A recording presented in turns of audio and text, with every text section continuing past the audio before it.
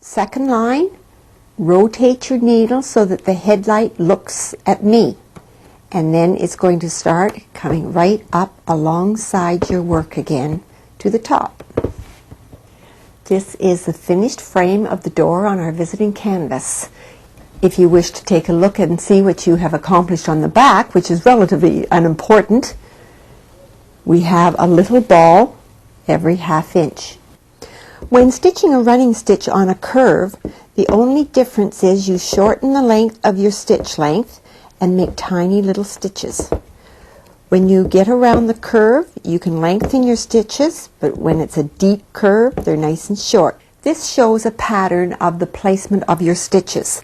In the first example, we were very neat and punched the rows. The arrow indicates where there's a punch mark. And if you did this on your canvas and followed it right through to the bottom, you would have a punch line going down in straight lines. This is not the pattern you want either. Here we placed our ½ inch stitches very neatly in a brickwork style. This causes a zigzag punch marks going all the way down your canvas. The last example is the proper placement of stitches. You're following an irregular brickwork pattern. Let's demonstrate the blending technique. To begin blending, you're going to put your first area into the canvas using ½ inch stitches. If the area is larger than doing one stitch, you'll do many stitches all ½ inch long. The second area of stitching, you will punch your needle into the canvas. Take one stitch, pull that little tail to the back, and start stitching your ½ inch stitches. When you come up to the first area, make sure you keep the point of the needle on the canvas, punch in, turn your headlight, take a little stitch, and then come out ½ inch stitches. Order of stitchery is a technique used to create dimension by stitching areas background to foreground. In this example, we are not only explaining blending, but we're covering the subject of order of stitchery. Looking at this little sample here, your order of stitchery says background first, so we had to stitch the under bar before we can do the top bar. When stitching the top bar, you're going to fill in the area first with the darkest color in a normal running stitch, irregular length stitches. The next area you're going to do will be the center area. You have to work 1, 2, and 3. It doesn't look nice if you do dark, dark, and try and fit the light in between the two areas. So first you started with your dark, doing your running stitch, and blending into. Oops, you have to make sure you pull enough thread each time you're stitching as well.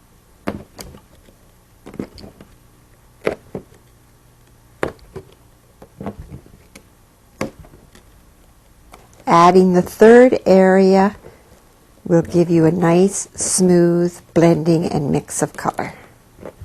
You can again, if you want soft blending, pull it way into the lighter color, cut it off, scratch it through, and begin again.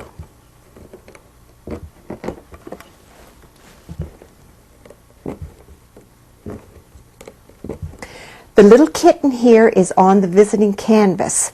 The ears have been stitched before the head because it is behind the head at this point. Next you will blend together number 24 coming right across, number 82, number 24, and go back to number 82, and the head of your kitten will be finished. Another little teaching tip after you've finished your blending is to place your palm of your hand on top of your work to hold it and scratch underneath the canvas all the little balls. This tightens up your work and makes a very nice picture. I will now show the padding technique. Line padding is a technique that we use very, very short stitches along a solid line.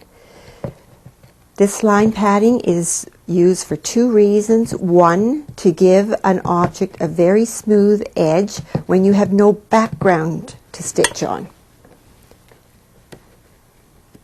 It can also be used as under filler to raise up a petal so it looks like it's over the leaf. In this area, we line pat it around the outside of the petal, stitching right through the actual fiber of the green thread to raise this yellow petal up a little higher. I will now demonstrate the leaf or feather stitch.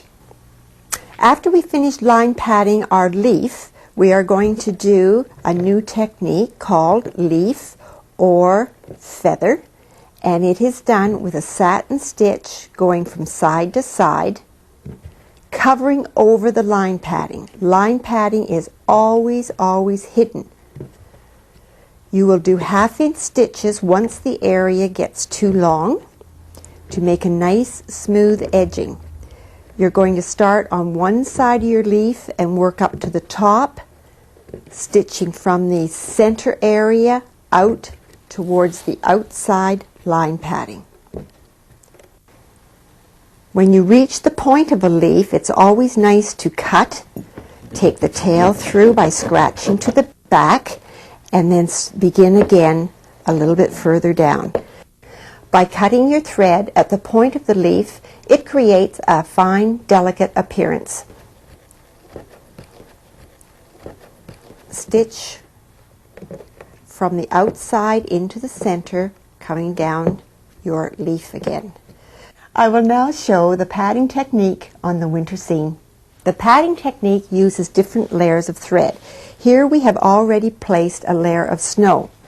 To build this layer up into a padded effect, you want to go over the area in the same direction. In our snow scene, we are laying a layer of sparkly thread over top of the snow in the same direction as the under white. The wedge stitch is used when an area resembles a fan shape. One edge is wider than the other, so additional stitches must be added to fill in the widest area. This is accomplished by using a stitch pattern like the letter M or W. Beginning, take one stitch from the narrow edge of the design to the top edge. Bring the next stitch down halfway, punch in, and return to the top edge. Punch in again, stitch all the way down the canvas to the bottom, continuing adding small stitches to the widest area. If you were stitching a mountain, your small stitches would be placed at the bottom in a W pattern. The wedge stitch is used in many places, and we are going to demonstrate on a flower. Here we are going to combine our wedge stitch and our blending at the same time while covering our line padding so no one can see it. Place your stitches in coming to the top of your flower, blend into the darker color and over your line padding. The M will come down, the M will go up, the M will come right back down again. Make sure you always cover the line padding as you blend in to the lower color. Now just to finish off this pretty little flower, let's try a reverse stitch. You have to create tension by pressing down on the canvas. From underneath, you will bring up your needle as far as it will go, back down, keeping your pressure on the canvas at all times. And you will continue by filling in the little knobs into the flower center. You now know the basic stitches required to complete a Bunka with Flair Teach Yourself kit. With the use of this video, you can do many patterns. However, it does not take the place of a teacher.